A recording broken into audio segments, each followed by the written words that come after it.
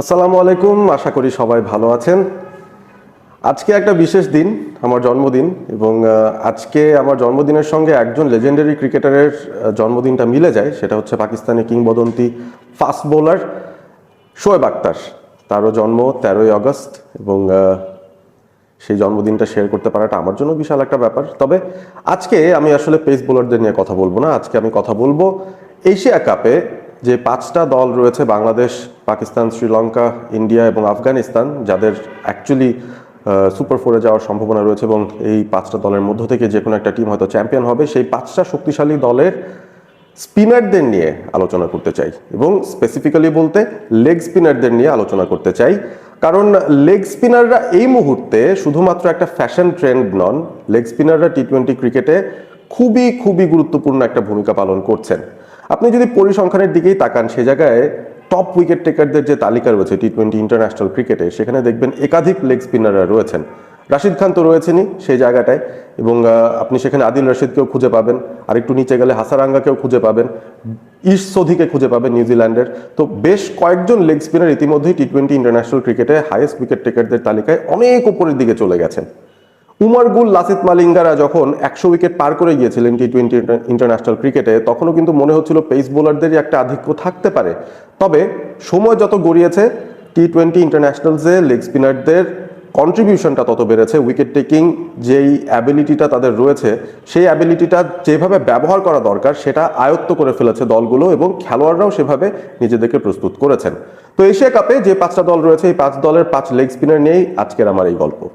5 leg স্পিনারকে rating করব পরে, একে একে নামগুলোতে চলে আসি। আফগানিস্তান থেকে অবভিয়াসলি পিক করেছি রাশিদ খানকে, এবং তারপর বাংলাদেশ থেকে রিশাদ হোসেন, ইন্ডিয়া থেকে কুলদীপ যাদব যিনি বাঁহাতি লেগ স্পিনার, এবং তারপর পাকিস্তান থেকে আবরার আহমেদ, এবং শ্রীলঙ্কা থেকে ওয়ানিন্দু হাসারাঙ্গা। এই 5 জনেরই কিন্তু এইবারের এশিয়া কাপে মূল একাদশে জায়গা পাওয়ার সম্ভাবনাটা প্রায় 100%ই বলা যায়। বাংলাদেশ তো আসলে একমাত্র যে স্পিনার রয়েছে রিশাদ, তাকে নিয়ে ডেফিনেটলি যেহেতু যাচ্ছে, আমার মনে হয় তাকে ব্যবহার করা হবে প্রত্যেকটা ম্যাচে। শুধুমাত্র তার বোলিংয়ের জন্য না, তার ব্যাটিংটা মাঝে মধ্যে lower down the order handy হয়ে যায়। সে কারণে রাশিদ খানকে নিয়ে কিছু বলার নেই। টি-20 ইন্টারন্যাশনালসে আপনি যদি সর্বকালের সেরা বোলারদের একটা তালিকা করেন, এই মুহূর্তে কিন্তু রাশিদ খান সেই জায়গাটাতে হোপার করছেন। অর্থাৎ তিনি ইতিমধ্যেই একটা হাইট পেয়ে গেছেন তার ক্যারিয়ারের মধ্যে, এবং টি-20 ইন্টারন্যাশনালসে তিনি একদম লেজেন্ডারি একটা নাম বলা যেতে পারে। সেটাতে কিন্তু খুব একটা দোষের কিছু আমি দেখি না।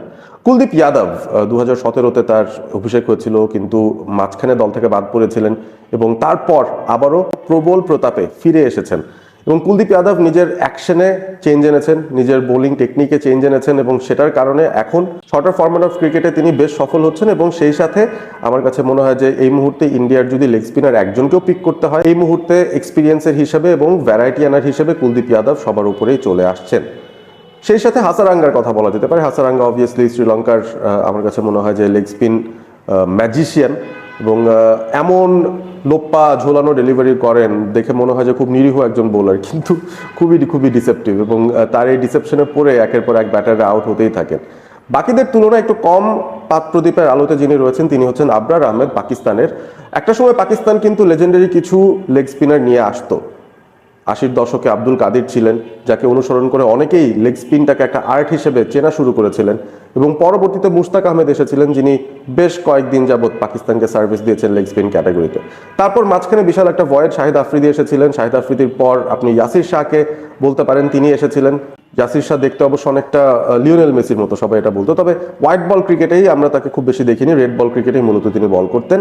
এই মুহূর্তে খানিকটা মিস্ট্রি অ্যাঙ্গেলে আবরার আহমেদ তিনি লেগ স্পিনার হিসেবে পাকিস্তান দলে জায়গা করেছেন। আরও একজন চশমা পরা খেলোয়াড়, যাকে কিনা আলাদা করেই মাঠের মধ্যে চেনা যায় অবশ্য। তবে তার ক্যারিয়ারটা এখনও বেশ নতুন, অনেক কিছু এখনও তার দেয়ার এবং পাওয়ার রয়েছে ক্রিকেট থেকে। এবারে পরিসংখ্যানে চলে যাই। ইন্ট্রোডাকশন হয়ে গেছে, পরিসংখ্যানে চলে যাই সরাসরি। টি-20 স্ট্যাটস, রাশিদ খান যেটা বলছিলাম, টি-20 ইন্টারন্যাশনাল লেজেন্ড, 96টা বোলিং ইনিংস থেকে 161টা উইকেট। বেস্ট বোলিং ফিগার মাত্র 3 রানে 5 উইকেট। অ্যাভারেজটা দেখেন 13.8, প্রতি 14 রানের ভেতরে তিনি একটা করে উইকেট নেন, কি অসাধারণ। ইকোনমি রেটটাও 6.08। ঈর্ষা করার মতো একটা বোলার রাশিদ খান, এবং আফগানিস্তানে তিনি জন্ম নিয়েছেন। আফগানিস্তানের জন্য বিশাল বড় একটা অ্যাসেট তিনি, সেটা অবশ্যই স্বীকার করতেই হবে। বিশ্বজুড়ে ফ্র্যাঞ্চাইজি লেভেল ক্রিকেটে তাকে নিয়ে কাড়াকাড়ি পড়ে যায়। আফগানিস্তানের হয়ে তিনি যখন খেলেন তখন দলের মূল বোলারের দায়িত্বটাই তিনি পালন করেন এবং রাশিদ খানের মেইন যে ট্রিকারিটা রয়েছে সেটা হচ্ছে তার আসলে রিস্টের চেয়ে বেশি আঙুলের কাজ দিয়ে আসলে লেগ স্পিনটা করা, সেটা খুবই দুরূহ একটা ব্যাপার হয়ে যায় ব্যাটারদের বোঝা। এবং তার গুগলিটা খুবই খুবই এফেক্টিভ। যে পেসে তিনি বলটা করেন, যে গতিতে তিনি বলটা করেন, তার বোলিং অ্যাকশনটাই এত দ্রুত গতির, ব্যাটারদের বুঝতে কিন্তু অবস্থা খারাপ হয়ে যায় এবং রশিদ খান সেভাবেই সাফল্য পেয়েছেন। আফগানিস্তান যদিও শুরুর দিকটায় অনেক টি-20 খেলতে হয়েছে তাদের অন্যান্য অ্যাসোসিয়েট দেশের বিরুদ্ধে, যেখানে রশিদ খান ভুরি ভুরি উইকেট তুলেছেন, তবে তিনি যে আসলেই একজন ক্লাস বোলার সেটা প্রমাণ করা শুরু করেছেন যখন আফগানিস্তান টপ টায়ার টিমগুলোর সঙ্গে একাধারে খেলা শুরু করেছে এবং সেখানেও রশিদ খান একইভাবে সফল। সুতরাং তাকে নিয়ে আসলে কোনো সন্দেহের অবকাশ নেই। রশিদ খান এই মুহূর্তে বিশ্ব ক্রিকেটেই one of the men to watch. তিনি যখন বল করতে আসেন সবাই টিভি স্ক্রিন অন করেন, মাঠে গিয়ে বসে খেলাটা দেখতে চান, কারণ রশিদ খান এতটাই অ্যাট্রাক্ট করতে পারেন দর্শকদেরকে।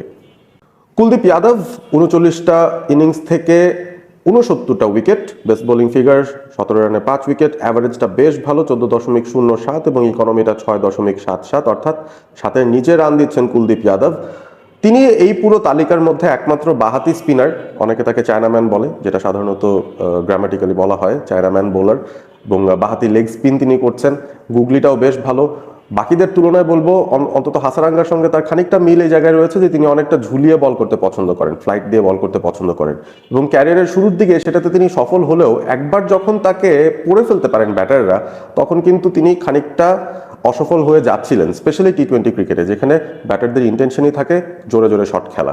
সো সেই জায়গা থেকে তিনি যেভাবে ফিরে এসেছেন সেটা এক কথায় অসাধারণ। তার বোলিংয়ের অ্যাকশনে পরিবর্তন এনেছেন, আর একটু কুইকার কিভাবে বল করতে হবে সেই বিষয়গুলোকে তিনি আয়ত্ত করেছেন এবং তারপর থেকে তিনি টি-20 ইন্টারন্যাশনালসেও বেশ সফল। টি-20 ক্রিকেটে ওভারঅল এই মুহূর্তে ইন্ডিয়ার best left arm leg spinner বলা যেতে পারে এই কুলদীপ যাদবকে। ওয়ানিন্দু হাসারাঙ্গা 77 ইনিংস, 131টা wicket, best bowling figure 9 run দিয়ে 4টা উইকেট, অ্যাভারেজ 15.41, এখানেও তার অ্যাভারেজটা 15.5 নিচে রয়েছে এবং ইকোনমিটা তারও 7-এর নিচে রয়েছে। হাসারাঙ্গার বেস্ট পার্টটা হচ্ছে তিনি খুনে মেজাজে থাকেন, তবে তাকে দেখে সেটা মনে হয় না। তাকে দেখে মনে হয় যে একটু ওভারসাইজড একজন এসেছেন, খেলবেন, বোলিং করছেন, ব্যাটিং করছেন, কিন্তু তার ওভারঅল খেলার ভেতরে কিন্তু টি-20 ইন্টারন্যাশনালসের মানসিকতাটা একেবারেই রয়েছে। তার বোলিংটার মধ্যে যে রিসেপশনটা রয়েছে আমি বলবো যে অসাধারণ এক কথায়। একটু আগেও বলেছিলাম সেই বিষয়টা, তিনি নর্মাল লেগ স্পিনারের চেয়ে গুগলিটা বেশি করেন, সেটাই তার স্টক বল। মাঝে মধ্যে কিছু লেগ স্পিন করেন এবং উইকেটে টার্ন থাকলে সেটার ব্যবহারটা তিনি করতে পারেন।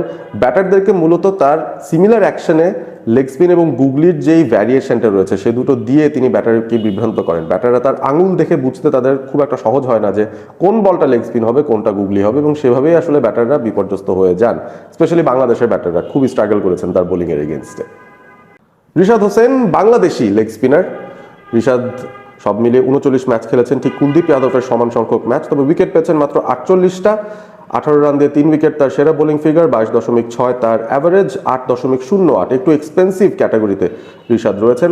2023 সালে রিশাদের ডেবিউ হয়েছিল এবং তারপর 2 বছরে বাংলাদেশের পক্ষে বেশ কিছু টি-20 ইন্টারন্যাশনাল ম্যাচ খেলে ফেলেছেন এবং তার সবচেয়ে ইমপ্রেসিভ পারফরমেন্সটা ছিল গত বছরই টি-20 বিশ্বকাপে, যখন তিনি 14টা উইকেট তুলেছিলেন, যেটা কিনা রাশিদ খানের সমান, অর্থাৎ বাংলাদেশের পক্ষে হাইয়েস্ট উইকেট টেকার হিসেবে শেষ করেছিলেন টুর্নামেন্টে এবং সেই সাথে রাশিদ খানের সমান সংখ্যক উইকেট পেয়ে বিশ্বকাপ শেষ করেছেন। এরপর থেকে কিন্তু ফ্র্যাঞ্চাইজি দলগুলো তাকে খোঁজা শুরু করেছে, পিএসএল এ, বিগ ব্যাশ লিগে, বিভিন্ন লিগে কিন্তু তিনি সুযোগ পাওয়া শুরু করে দিয়েছেন এবং আমার মনে হয় এবারের এশিয়া কাপে রিশাদ হোসেন হতে পারেন বাংলাদেশের খুবই গুরুত্বপূর্ণ একজন বোলিং অস্ত্র। পরিশেষে আবরার আহমেদ 13 ম্যাচ 17টা উইকেট, এখনো খুবই নবীন বলা যেতে পারে। 2024-এ তার অভিষেক হয়েছিল টি-20 ইন্টারন্যাশনালসে। 19 রান দিয়ে 3 উইকেট তার সেরা বোলিং ফিগার, অ্যাভারেজ 21.23, একটু ওপরের দিকে এবং ইকোনমিটাও একটু ওপরের দিকে আছে। আবরারকে আসলে এখনো খুব একটা বেশি খেলাই হয়নি বা দেখাই হয়নি অনেকে, সেটা কিন্তু বলা যেতে পারে। তো সেটা তার জন্য একটা সুবিধা হতে পারে এবারে এশিয়া কাপে, যেহেতু তিনি আননোন কোয়ান্টিটি, কম্পারেটিভলি তাকে খুব একটা খেলার এক্সপিরিয়েন্স অনেকের নেই। সেই সুযোগটা তিনি অবশ্যই নেওয়ার চেষ্টা করবেন যখন পাকিস্তান তাকে ফিল্ড করবে এবং তিনি যখন দলের মূল স্পিনার হিসেবে কাজের কাজটা করার চেষ্টা করবেন। ইন্টারেস্টিং একটা বিষয় হবে এই জায়গাটায় আমার মনে হয়, কারণ শাদাব খান যদি ফিট না হয়ে আসতে পারেন তাহলে কিন্তু আবরারকে নিয়েই খেলতে হবে পাকিস্তানকে এশিয়া কাপে এবং সেই ক্ষেত্রে আবরারকে খুবই ইম্পর্ট্যান্ট একটা রোল প্লে করতে হবে সেই মিস্ট্রি স্পিন বা সেই উইকেট টেকিং স্পিন বোলিংয়ের জায়গাটায় তার একটা পারফরমেন্স অবশ্যই পাকিস্তান চাইবে। এবারে আমরা র্যাঙ্কিংয়ে চলে যাই। এই 5 জনকে যদি আমরা র্যাঙ্ক করতে চাই, খুব একটা কঠিন কাজ অবশ্য হবে না। আমার মনে হয় যেইভাবে সিরিয়াল করে রেখেছি ওই সিরিয়ালেই আমরা র্যাঙ্ক করে যেতে পারি। এই পাঁচজনের মধ্যে অবভিয়াসলি র্যাঙ্কিংয়ে আমি 1 নম্বরে রাখবো রাশিদ খান। আমার মনে হয় তিনি দলের সবচেয়ে ইনফ্লুয়েন্সিয়াল ক্রিকেটার, সবচেয়ে ইনফ্লুয়েন্সিয়াল বোলার, ওয়ার্ল্ড ক্রিকেটের second highest overall wicket taker টি-20 ইন্টারন্যাশনালসে, সুতরাং তিনি ডেফিনেটলি নাম্বার 1 পজিশনটায় আছেন। 2 নম্বর পজিশনটায় সেটা কি কুলদীপ যাদব হবেন নাকি হাসারাঙ্গা হবেন সেটা নিয়ে একটা বিতর্ক থাকতে পারে, তবে আমার কাছে মনে হয় ওভারঅল ইম্প্যাক্টের কথা যদি চিন্তা করি, ওভারঅল যে অ্যাভারেজ যেই স্ট্রাইক রেটে বোলিংটা করতে হয় এবং যেভাবে করে আসলে অপোনেন্টকে ধরাশায়ী করতে হয় একটা গুড বোলিং ইউনিটের একটা পার্ট হিসেবে, সেই জায়গায় আমার কুলদীপ যাদবকে মনে হচ্ছে 2 নম্বরে রাখতে হবে। যদিও তার উইকেট সংখ্যা হাসারাঙ্গার থেকে কম, তবে এফেক্টিভনেস আমার মনে হয় তার হাসারাঙ্গার থেকে একটুখানি বেশি, সেটা আমরা এশিয়া কাপে টের পেয়ে যাব। হাসারাঙ্গার কথা বলতে পারি নাম্বার 3-তে তাকে আমি রাখছি। 131টা উইকেট কম কথা নয়, অবশ্যই টি-20 ইন্টারন্যাশনালসের একটা হাউস হোল্ড নেম এবং এবারে এশিয়া কাপে আমার মনে হয় শ্রীলঙ্কার মূল অস্ত্রদের মধ্যে একজন হবেন তিনি। 4 নম্বরে আমি রিশাদ হোসেনকে রাখতে চাই, বাংলাদেশের একমাত্র লেগি এবং এক্স ফ্যাক্টর হিসেবে তিনি রয়েছেন, এবং 5 নম্বরে আবরার আহমেদকে আমি রাখবো। আপনারা কমেন্ট করে জানিয়ে দিন এই 5 জনের মধ্যে কাকে আপনাদের সবচেয়ে বেশি পছন্দ, কার বোলিংটা দেখতে আপনাদের খুব ভালো লাগে, কে আপনাদেরকে আসলে টেনে নিয়ে আসতে পারেন টিভি স্ক্রিনে কিংবা মাঠে, সেই ব্যাপারটা কমেন্ট করে জানিয়ে দিন। এবং সেই সাথে আমি যে র্যাঙ্কিংটা করেছি 1 to 5 সেটার সঙ্গে আপনারা অ্যাগ্রি করেন কিনা জানিয়ে দেবেন। কে সবচেয়ে বেশি উইকেট পেতে পারেন এই 5 জনের মধ্যে এবারে এশিয়া কাপে সেটাও জানিয়ে দিতে পারেন কমেন্ট করে। ভিডিওটি ভালো লেগে থাকলে অবশ্যই শেয়ার করবেন বন্ধুদের সঙ্গে এবং সেই সাথে সাবস্ক্রাইব করবেন অল স্পোর্ট এবিপি চ্যানেলটি। ভালো থাকবেন সবাই।